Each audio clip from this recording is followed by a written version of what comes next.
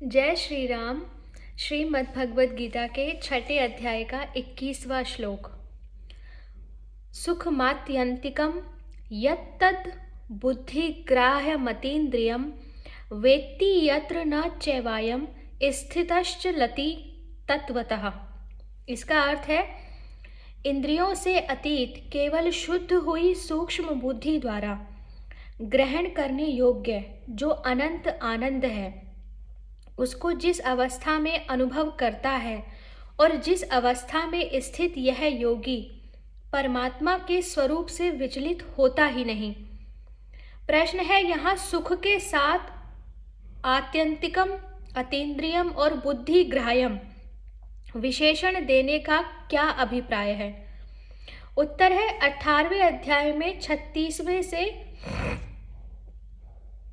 39वें श्लोक तक जिन सात्विक, राजस और तामस 3 प्रकार के सुखों का वर्णन है, उनसे इस परमात्म स्वरूप सुख की अत्यंत विलक्षणता दिखलाने के लिए ही उपयुक्त विशेषण दिए गए हैं।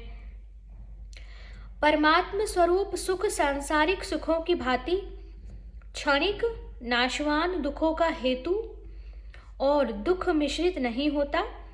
वह सात्विक सुख की अपेक्षा भी महान और विलक्षण, सदा एकरस रहने वाला और नित्य है, क्योंकि वह परमात्मा का स्वरूप ही है।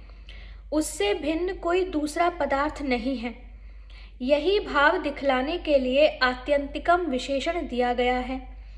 वह सुख विषय जनित राजस सुख की भांति इंद्रियों द्वारा भोगा जाने वाला नहीं है। वह इंद्रियातीत परब्रह्म परमात्मा ही यहाँ सुख के नाम से कहे गए हैं। यही भाव दिखलाने के लिए अतीन्द्रियम विशेषण दिया गया। वह सुख स्वयं ही नित्य ज्ञान स्वरूप है। माया की सीमा से सर्वथा अतीत होने के कारण बुद्धि वहां तक नहीं पहुंच सकती। तथापि जैसे मल रहित स्वच्छ दर्पण में आकाश का प्रतिबिंब पड़ता है, वैसे ही भजन, ध्यान और विवेक वैराग्य आदि के अभ्यास से अचल, सूक्ष्म और शुद्ध हुई बुद्धि में उस सुख का प्रतिबिंब पड़ता है। इसलिए उसे बुद्धिग्राह्य कहा गया है।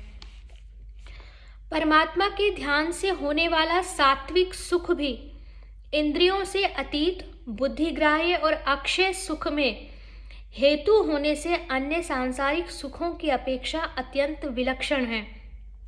किंतु वह केवल ध्यान काल में ही रहता है, सदा एकरस नहीं रहता, और वह चित्त की ही एक अवस्था विशेष होती है। इसलिए उसे आत्यंतिक या अक्षय सुख नहीं कहा जा सकता। परमात्मा का स्वरूप भूत यह सुख तो उस ध्यान जनित सुख का फल है, अतएव यह उससे अत्यंत विलक्षण है। इस प्रकार 3 विशेषण देकर यहाँ यह स्पष्ट किया गया है कि सात्विक सुख की भांति यह सुख अनुभव में आने वाला नहीं है। यह तो ध्याता, ध्यान और ध्येय की एकता हो जाने पर अपने आप प्रकट होने वाले परमात्मा का स्वरूप ही है। अगला प्रश्न है, तत्व से विचलित न होने का क्या तात्पर्य है और यहाँ एव का प्रयोग किस अभिप्राय से हुआ है? उत्तर है, तत्व शब्द परमात्मा के स्वरूप का वाचक है और उससे कभी अलग ना होना ही विचलित नहीं होना है। एव से यह भाव निकलता है कि परमात्मा का साक्षात्कार हो जाने पर योगी की उनमें सदा के लिए अटल स्थिति हो जाती है। फिर वह कभी किसी भी अवस्था में किसी भी कारण से परमात्मा में से अलग नहीं होता। श्लोक संख्या 22। यम लब्ध्वा चापरम लाभम मन्यते नाधिकम ततः यस्मिन स्थितो न दुखेन गुरुणापि विचाल्यते। अर्थात परमात्मा की प्राप्ति रूप जिस लाभ को प्राप्त होकर उससे अधिक दूसरा कुछ भी लाभ नहीं मानता, और परमात्म प्राप्ति रूप जिस अवस्था में स्थित योगी बड़े भारी दुख से भी चलायमान नहीं होता। प्रश्न है, यहाँ यम पद किसका वाचक है और उसे प्राप्त कर लेने के बाद दूसरे लाभ को उससे अधिक नहीं मानता, इस कथन का क्या अभिप्राय है? उत्तर है, अगले श्लोक में जिसे दुखों के संयोग का वियोग कहा है, उस योग के नाम से कही जाने वाली परमात्म साक्षात्कार रूप अवस्था विशेष का ही वाचक यहाँ यम पद है। इस स्थिति में योगी को परमानंद और परम शांति के निधान परमात्मा की प्राप्ति हो जाने से वह पूर्ण काम हो जाता है। उसकी दृष्टि में इस लोक और परलोक के संपूर्ण भोग, त्रिलोकी का राज्य और ऐश्वर्य, विश्वव्यापी मान और बड़ाई आदि जितने भी सांसारिक सुख के साधन हैं, सभी क्षण भंगुर, अनित्य, रसहीन, हेय, तुच्छ और नगण्य हो जाते हैं। अतः वह संसार की किसी भी वस्तु को प्राप्त करने योग्य ही नहीं मानता, फिर अधिक मानने की तो गुंजाइश ही कहाँ है। प्रश्न है, बड़े भारी दुख से भी चलायमान नहीं होता, इसका क्या भाव है? उत्तर है, परमात्मा को प्राप्त योगी को जैसे बड़े से बड़े भोग और ऐश्वर्य रसहीन एवं तुच्छ प्रतीत होते हैं और जैसे वह उनकी प्राप्ति की इच्छा नहीं करता तथा न प्राप्त होने या नष्ट हो जाने पर लापरवाह रहता है, अपनी स्थिति से जरा भी विचलित नहीं होता, उसी प्रकार महान दुखों की प्राप्ति में भी अविचलित रहता है। यहाँ दुखेन के साथ गुरुणा विशेषण देकर तथा अपि का प्रयोग करके भगवान ने यह भाव दिखलाया है कि साधारण दुखों की तो कोई बात ही नहीं, उन्हें तो धैर्यवान और तितिक्षु पुरुष भी सहन कर सकता है। इस स्थिति को प्राप्त योगी तो अत्यंत भयानक और असहनीय दुखों में भी अपनी स्थिति पर सर्वथा अटल अचल रहता है। शस्त्रों द्वारा शरीर का काटा जाना, अत्यंत दुःसह सर्दी, गर्मी, वर्षा और बिजली आदि से होने वाली शारीरिक पीड़ा, अति उत्कट रोग जनित व्यथा, प्रिय से भी प्रिय वस्तु का अचानक वियोग और संसार में अकारण ही महान अपमान, तिरस्कार और निंदा आदि जितने भी महान दुखों के कारण हैं, सब एक साथ उपस्थित होकर भी उसको अपनी स्थिति से जरा भी नहीं डिगा सकते। इसका कारण यह है कि परमात्मा का साक्षात्कार हो जाने के बाद वास्तव में उस योगी का इस शरीर से कोई संबंध नहीं रह जाता। वह शरीर केवल लोक दृष्टि में उसका समझा जाता है। प्रारब्ध के अनुसार उसके शरीर, इंद्रिय और मन के साथ सांसारिक वस्तुओं का संयोग वियोग होता है। शीत उष्ण, मान अपमान, स्तुति निंदा आदि अनुकूल और प्रतिकूल भोग पदार्थों की प्राप्ति और विनाश हो सकता है, परंतु सुख दुख का कोई भोक्ता न रह जाने के कारण उसके अंतःकरण में कभी किसी भी अवस्था में किसी भी निमित्तवश किसी भी प्रकार का किंचित मात्र भी विकार नहीं हो सकता। उसकी परमात्मा में नित्य स्थिति अटल ज्यों की त्यों बनी रहती है। 20वें, 21वें और 22वें श्लोकों में परमात्मा की प्राप्ति रूप जिस स्थिति के महत्व और लक्षणों का वर्णन किया गया, अब उस स्थिति का नाम बतलाते हुए उसे प्राप्त करने के लिए प्रेरणा करते हैं। श्लोक संख्या 23। तम विद्याद दुख संयोग वियोगम योग संगीतम स निश्चयेन योक्तव्यो योगो अनिर्विण्ण चेतसा। तम विद्यात दुख संयोग वियोगम योग संगीतम सह निश्चयेन योक्तव्य योग अनिर्विण्ण चेतसा। अर्थात जो दुख रूप संसार के संयोग से रहित है तथा जिसका नाम योग है, उसको जानना चाहिए। वह योग न उकताए हुए अर्थात धैर्य और उत्साह युक्त चित्त से निश्चय पूर्वक करना कर्तव्य है। प्रश्न है कि दुख रूप संसार के संयोग से रहित स्थिति क्या है क्या उस स्थिति को प्राप्त योगी सदा ध्यानावस्था में ही स्थित रहता है? उसके शरीर, इंद्रिय और अंतःकरण द्वारा संसार का कार्य नहीं होता? उत्तर है कि दुख रूप संसार से सदा के लिए संबंध विच्छेद हो जाना ही उसके संयोग से रहित हो जाना है। उस स्थिति में योगी के शरीर, इंद्रिय और मन द्वारा चलना फिरना, देखना सुनना, मनन और निश्चय करना आदि कार्य होते ही नहीं हैं।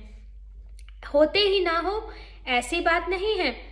उसके शरीर, इंद्रिय, मन और बुद्धि सभी प्रकार से प्रारब्ध के अनुसार समस्त कर्म होते हैं, परंतु उसके ज्ञान में एकमात्र परमात्मा के सिवा अन्य कुछ भी न रह जाने के कारण उसका उन कर्मों से वस्तुतः कुछ भी संबंध नहीं रहता। उसकी यह स्थिति ध्यान काल में और व्युत्थान काल में सदा एक सी ही रहती है। प्रश्न है, यहाँ केवल दुख वियोगम कह देने से भी काम चल सकता था, फिर दुख संयोग वियोगम कहकर संयोग शब्द का प्रयोग किस लिए किया गया?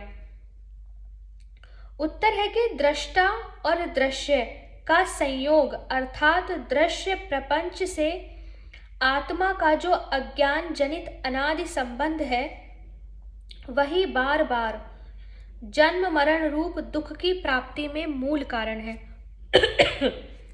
उसका अभाव हो जाने पर ही दुखों का भी सदा के लिए अभाव हो जाता है। यही बात दिखाने के लिए संयोग शब्द का प्रयोग किया गया है। पातंजल योग दर्शन में भी कहा है, हेयम दुख दुखम नागतम। भविष्य में प्राप्त होने वाले जन्म मरण रूप महान दुख का नाम हेय है। दृष्ट दृश्यो संयोगो हेय हेतु अर्थात दृष्टा और दृश्य का संयोग ही हेय का कारण है। तस्य हेतुर विद्या, ये सब दूसरे अध्याय से लिए गए हैं। उस संयोग का कारण अज्ञान है। तद भावात संयोगा भावो हानम तद दृश्य केवल्यम। उस अविद्या के अभाव से दृष्टा और दृश्य के संयोग का भी अभाव हो जाता है। उसी का नाम हान अर्थात हेय का त्याग है और यही दृष्टा की केवल्य रूप स्थिति है। यहाँ तम के साथ योग संगीतम विशेषण देने का क्या अभिप्राय है? उत्तर है कि ऊपर के 3 श्लोकों में परमात्मा की प्राप्ति रूप जिस अवस्था के महत्व और लक्षणों का वर्णन किया गया है, उसका नाम योग है। यही भाव दिखलाने के लिए तम के साथ योग संगीतम विशेषण दिया गया है। प्रश्न है, यहाँ विद्यात का क्या अभिप्राय है? उत्तर है, विद्यात का यह अभिप्राय है कि यत्रो परमते चित्तम से लेकर छठे अध्याय का जो 20वां श्लोक है, वहां से लेकर यहाँ तक जिस स्थिति का वर्णन किया गया है, उसे प्राप्त करने के लिए सिद्ध महात्मा पुरुषों के पास जाकर एवं शास्त्र का अभ्यास करके उसके स्वरूप, महत्व और साधन की विधि को भली भांति जानना चाहिए। अगला प्रश्न है, अनिर्विण्ण चेतसा का क्या भाव है? उत्तर है, साधन काल का फल प्रत्यक्ष न होने के कारण थोड़ा सा साधन करने के बाद मन में जो ऐसा भाव आया करता है कि ना जाने यह काम कब तक पूरा होगा, मुझसे हो सकेगा या नहीं, उसी का नाम निर्विण्णता अर्थात साधन से ऊब जाना है। ये हमारे साथ बहुत होता है। ऐसे भाव से रहित जो धैर्य और उत्साह युक्त, धैर्य भी है और काम को निरंतर करने का उत्साह भी है, ऐसे उत्साह युक्त चित्त से कार्य करता है, उसे अनिर्विण्ण चित्त कहते हैं। अतः इसका यह भाव है कि साधक को अपने चित्त से निर्विण्णता का दोष सर्वथा दूर कर देना चाहिए।